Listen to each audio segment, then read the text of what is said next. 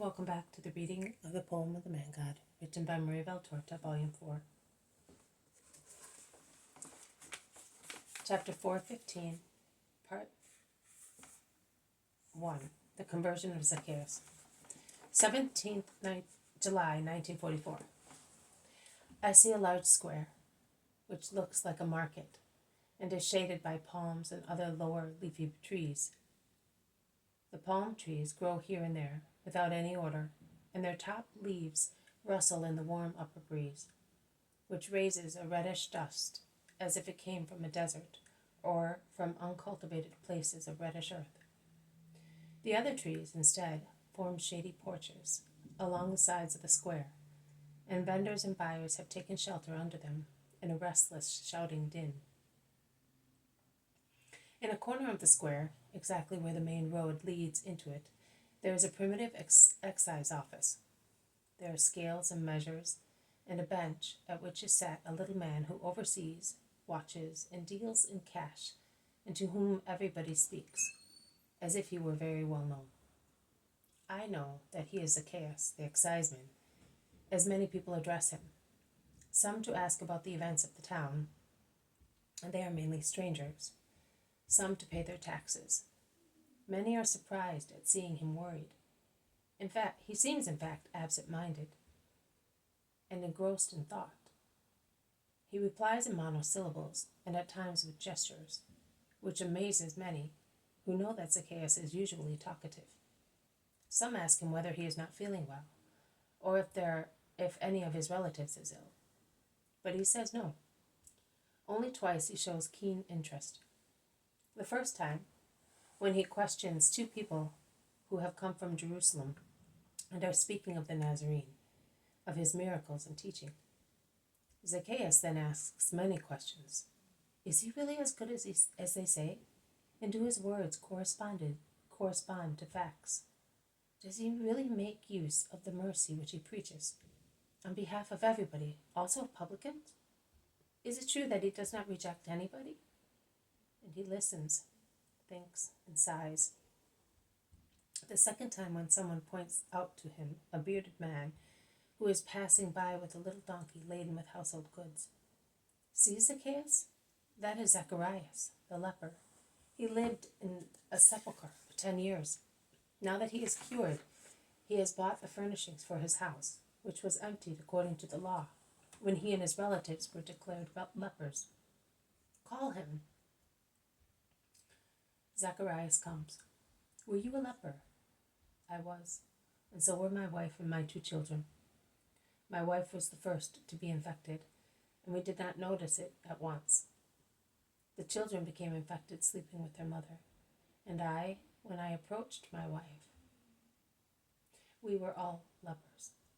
When it was found out, they sent us away from the village. They could have left us in our house, as it was the last one at the end of the street. We would not have caused any trouble. I had already grown a very high hedge, so that we might not even be seen.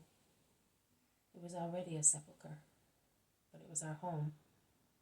They sent us away, away, away. No town wanted us, and quite rightly. Not even our own town had wanted us. We stayed near Jerusalem in an empty sepulchre. Many poor wretches are there, but the children died in the cold of the cave. The disease, cold and starvation soon killed them. They were 2 boys. They were beautiful before the disease. They were strong and beautiful, dark brown like 2 blackberries in August. Excuse me, curly and lively. They had become 2 skeletons, covered with sores. They had no hair left. Their eyes were sealed with scabs. Their feet and hands were falling off in white scales. I watched the bodies of my children waste away. They no longer looked like human beings the morning they died, one after the other within a few hours. I buried them under a little earth and many stones, like the carrion of animals, while their mother screamed. A few months later, their mother died, and I was left alone. I was waiting to die, and no one would dig a hole to bury me. I was almost blind when one day the Nazarene passed by. From my sepulchre I shouted, "Jesus, Son of David, have mercy on me." A beggar who was not afraid to bring me his bread had told me that he had been cured of his blindness by shouting that invocation. And he said, "He did not only give me the sight of my eyes, but also of my soul." I saw that he is the Son of God, and I see everyone through him. That is why, brother, I do not shun you, but I bring you bread and faith. Go to the Christ, so that one more soul may bless him.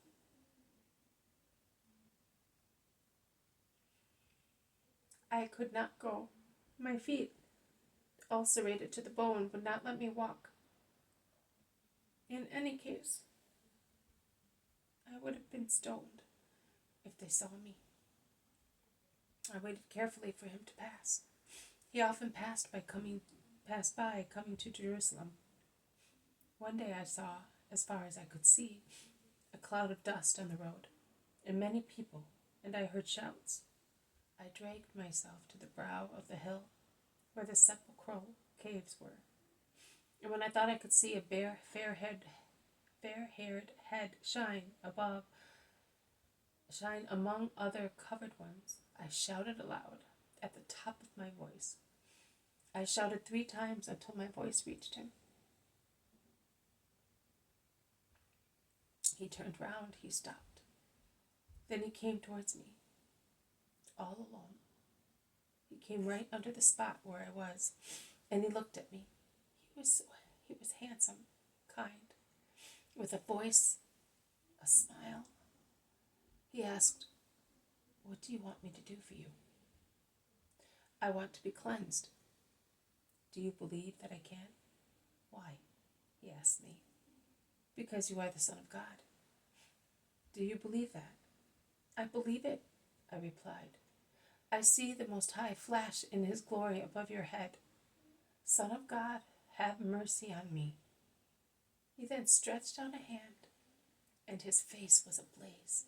His eyes seemed 2 blue suns, and he said, "I want it. Be cleansed." And he blessed me with a smile. Ah, what a smile! I perceived a strength enter me, like a sword of fire, which ran searching for my heart. It ran through my veins. My heart, which was so diseased, became as it was when I was 20 years old, and the ice-cold blood became warm and fast-flowing in my veins. No more pains, no more weakness, and a joy. What a joy! He was looking at me with a smile. He made me blissful. He then said, "Go, show yourself to the priests.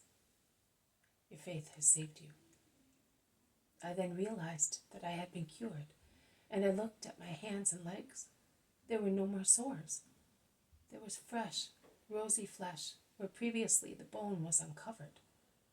I ran to a little stream, and I looked at myself. My face also was clean. I was clean after being loathsome for 10 years. Oh, why did he not pass by before, when my wife and children were alive? He would have cured us. Now see, I am buying things for my house, but I am all alone. Have you not seen him any more? No, but I know that he is in this area, and that is why I have come. I would like to bless him once again and be blessed by him, to have strength in my solitude. Zacchaeus lowers his head and is silent. The group breaks up. This has been a reading from the poem of the Man God, written by Maria Valtorta, Volume 4. Chapter 4:15, Part 1, The Conversion of Zacchaeus. Thank you for listening. I will see you tomorrow. May God bless you, and may peace be with you.